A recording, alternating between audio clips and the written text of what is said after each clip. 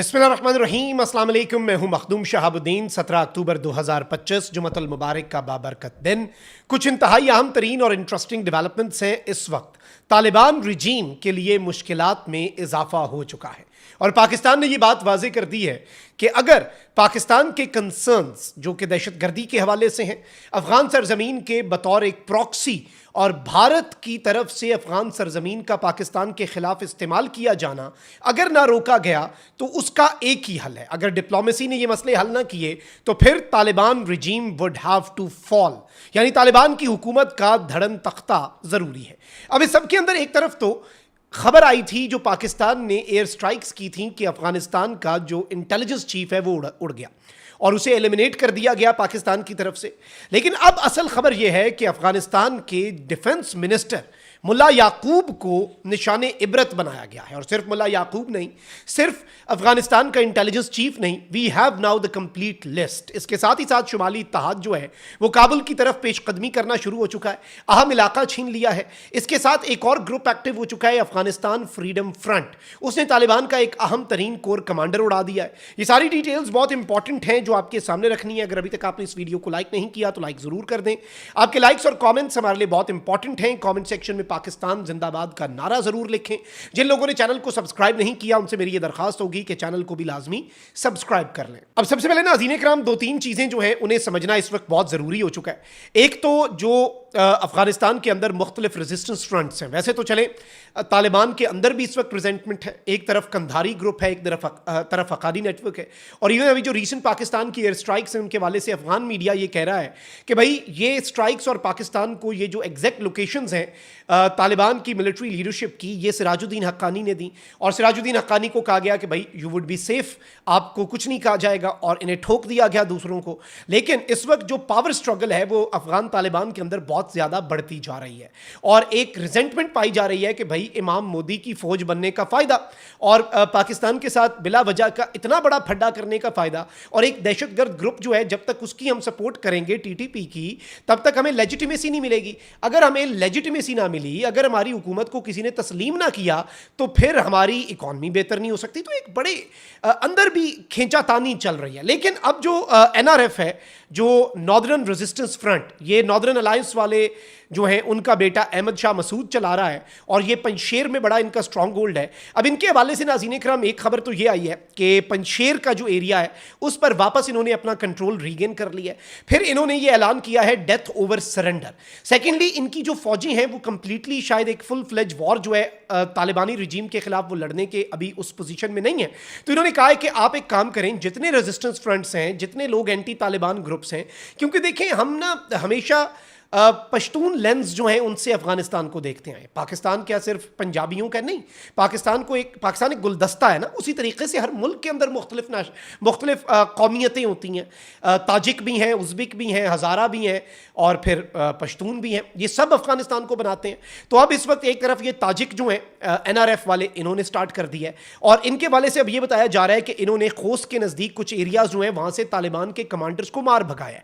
यानी अफगान तालिबान जो हैं वो अपना कंट्रोल इस वक्त अफगानिस्तान पर से खोते जा रहे हैं। पाकिस्तान वाला कट्टा ये अलग खोल बैठे। फिर इनकी टॉप लीडरशिप इस वक्त निशाने पर है। मुल्ला हैबतुल्ला अंडरग्राउंड चले गए हुए हैं, इनके सुप्रीम लीडर। मतलब कितना इनके लिए ये डीमोटिवेटिंग होगा कि अपने ही मुल्क के अंदर अमारात इस्लामी बनाई हुई है ना आपने, सो कॉल्ड, तो आपका सुप्रीम लीडर खुल के बाहर नहीं निकल सकता। ये कैसा आपने निज़ाम बनाया हुआ है और फिर आप कहते हैं आपकी गवर्नमेंट है। अब इन्होंने जो एंटी तालिबान ग्रुप है, इसने एनआरएफ ने पंजशेर के बाद खोस्त के करीब भी कुछ एरियाज जो हैं उन्हें कंट्रोल में ले लिया। और एक और नेटवर्क है नाज़रीन कराम, इसका नाम है अफगान फ्रीडम फ्रंट। इस तंजीम का AFF मुखफ़फ़ बनता है।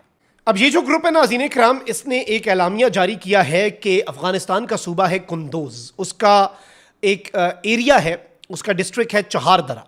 उसमें अफगान तालिबान का, तालिबानी रिजीम का एक टॉप का कमांडर, इनका कोर कमांडर जो है कारी खालिद, ये वहाँ के कुंदोज के कोर हेडक्वार्टर से निकल रहा था और इन्होंने अंगूर बाग के एरिया के करीब AFF के फाइटर्स ने घात लगाकर इसे एलिमिनेट कर दिया। अब यही चीज़ जो है ये अहमद शाह मसूद ने, जो NRF वाला है, उसने भी कही है अपने फाइटर्स को कि अफगान तालिबान जो हैं उन्हें टारगेट करो, आईबीओज करो, इंटेलिजेंस बेस्ड ऑपरेशंस करो, सैबोटाज अटैक्स करो, छोटे छोटे ग्रुप्स बना के जाओ, एक फुल फ्लेज आर्मी नहीं, इनकी टॉप की लीडरशिप को एलिमिनेट करो। यानी अफगानिस्तान के अंदर इस वक्त ये सब कुछ भी साइमल्टेनियसली चल रहा है। और इन्होंने इस मौके पर ये सोचा कि हमें लेजिटिमेसी मिलेगी, हम इंडिया से डिप्लोमेटिकली कोई हम फायदा हासिल कर लें। और भाई इंडिया खुद डिप्लोमेटिकली प्रोग्राम वाड़ के बैठा हुआ है अपना, आइसोलेशन का तो शिकार वो है। तुम लोगों को इंडिया ने लेजिटिमेसी देनी, वो बेचारे खुद लेजिटिमेसी ढूंढ रहे हैं कि कोई उन्हें साथी मिल जाए, कोई तादी मिल जाए। अच्छा, अब इस सारी सूरत हाल में मैं आपको नाज़रीन इकराम ये बताऊं कि एक बहुत बड़ी डेवलपमेंट जो है वो सामने आ रही है। वैसे तो अफगान तालिबान के जो मकामी कमांडर्स हैं उन्हें पता है कि इस वक्त रिफ्ट है।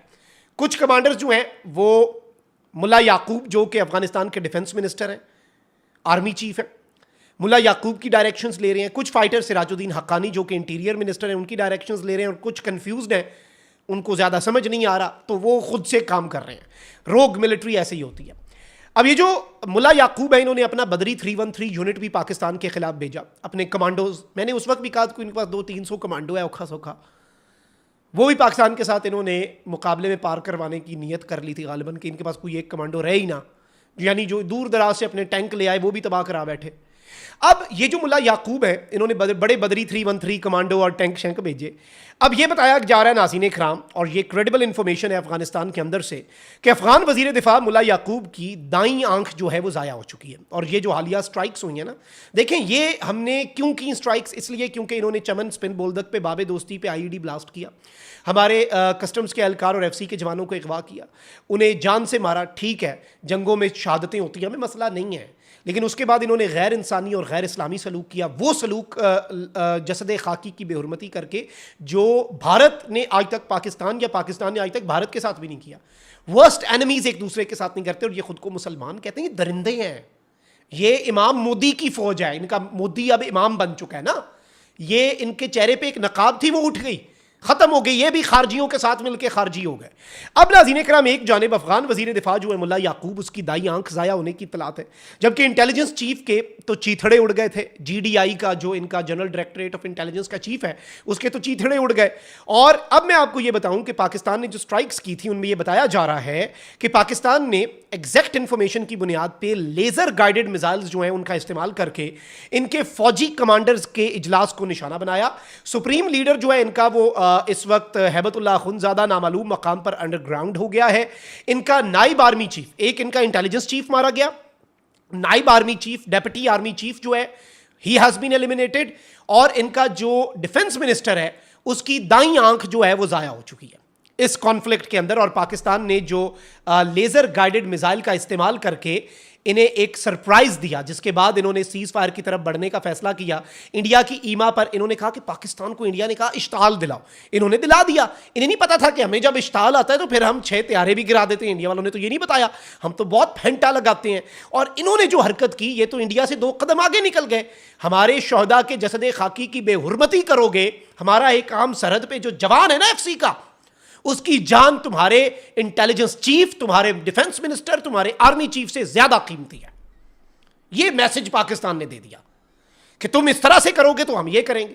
और ये निशाने इबरत बन गए हैं। ये अपने कमांडर्स को, अपने फौजियों को शक्ल दिखाने के काबिल नहीं रहे। ये मेडल लेके फिरेगा अब कि भाई 20 साल नेटो से लड़ते रहे, ये हशर नहीं हुआ। 20 घंटे में पाकिस्तान ने ये हशर कर दिया हमारा। तो ये चीजें इन्हें भी खुद भी देखनी चाहिए। और वैसे भी जब मुशरिकों के साथ मिलके किसी इस्लामी मुल्क के खिलाफ जंग करेंगे तो फिर आपके साथ अल्लाह की मदद और नुसरत कैसे होगी, ये भी इन्होंने नहीं सोचा गालिबन। चले, अब सोचने का बहुत वक्त होगा और सीज फायर ख़त्म होने वाला है। दोबारा से करें ज़रा 2-2 हाथ कर लें, वी आर रेडी। अल्लाह ने की बात, पाकिस्तान जिंदाबाद।